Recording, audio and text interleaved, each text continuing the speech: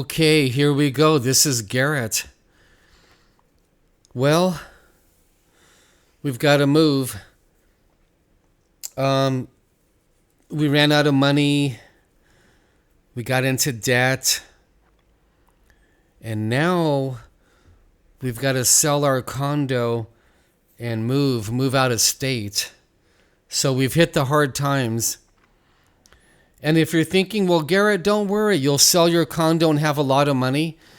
No, it doesn't work like that. The credit union is going to take a chunk of money out of the condo that we owe them.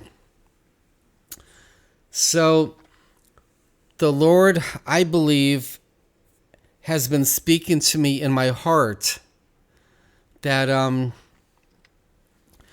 He wants us to enjoy our last few days here in Florida. We might be here 2 months, and we might be here 5 more months. I don't know. But the Lord wants us to enjoy the short amount of time here in Florida. That He wants us to enjoy each day, which is actually what I think He said to me. And that's what I want to try to do. I want to try to enjoy each day. But how can we practice that when the addictions come back? Or how can we practice that when the tormenting and torture comes back? Or the emotional torture or the psychological torture? How can we enjoy each day of our lives while we're trying to shoulder our cross and march towards Jesus? Well, it's not easy. In fact, let me be honest with you. It's actually impossible to practice this unless God sends us grace. We need grace from God to practice enjoying every day of our lives. And I'm practicing this kind of off and on, but our time here in Florida is winding down, and we never even made it to Disney World. We never made it to Key West and a few other things. So I'll be practicing to enjoy each day of my life, not just here in Florida,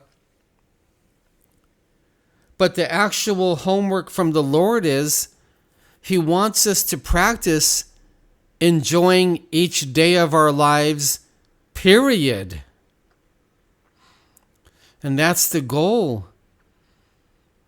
We get to live here on earth as a human being only one time. Are you enjoying every day? Or are you beating yourself up for the pornography last night?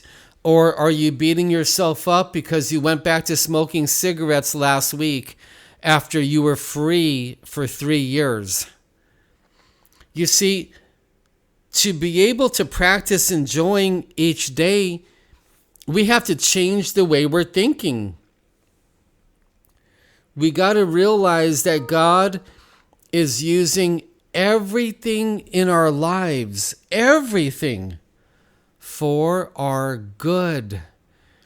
And we got to practice that all things are working out for our good. That includes the addictions, that includes the nasty things, the dirty things, the filthy things, the terrible things. And if you don't believe that God can use these things for your good, if you don't believe He's powerful enough or that He's wise enough, you simply need grace. You need grace from God to learn Romans 8:28 is true. That God can use all things for the good for those who love Him and are called according to his purposes. It's talking about the chosen ones. So, we need grace from the Lord to practice enjoying each day, and we got to change the way we think about things so we can enjoy each day. If you have ears, hear what God is sharing with you. Hear.